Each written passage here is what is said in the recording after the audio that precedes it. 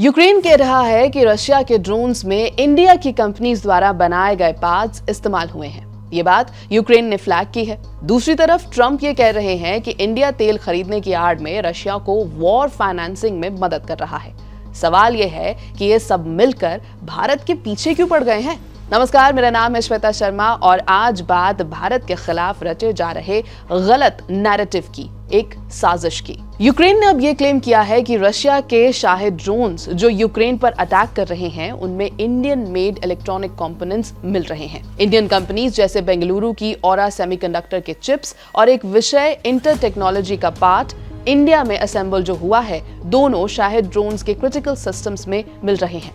Ukraine ने 2 बार officially Indian सरकार को और यूरोपियन यूनियन को इस बात की इंफॉर्मेशन दी।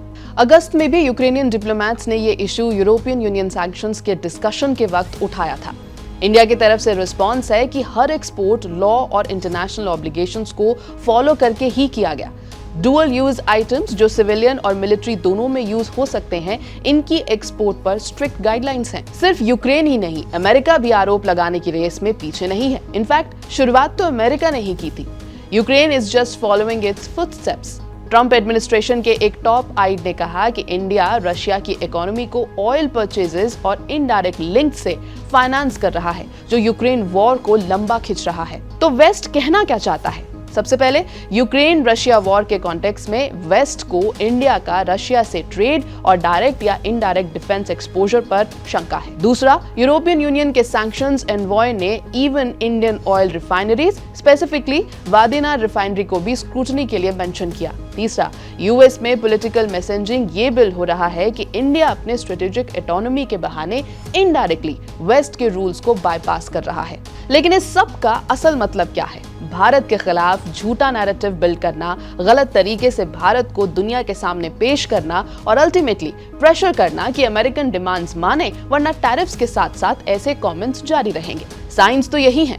यूक्रेन के ड्रोन पार्ट्स कंट्रोवर्सी, यूएस के रशिया ऑयल वाले स्टेटमेंट्स और ईयू की फ्रीक्वेंट इंडिया विजिट्स सब ये दिखाते हैं कि अब इंडिया ग्लोबल स्ट्रेटेजिक स्पॉटलाइट में है।